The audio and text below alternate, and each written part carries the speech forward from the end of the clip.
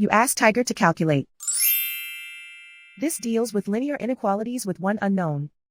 The final result is h equal or smaller than 2. Let's solve it step by step. Group all constants on the right side of the inequality. Subtract 2 from both sides.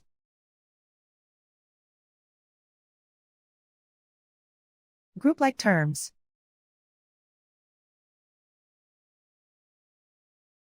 Simplify the arithmetic.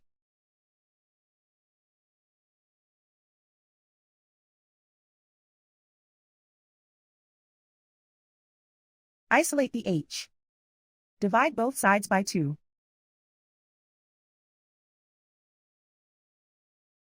Simplify the fraction.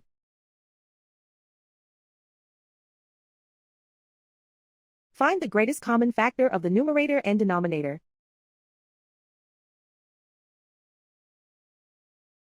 Factor out and cancel the greatest common factor.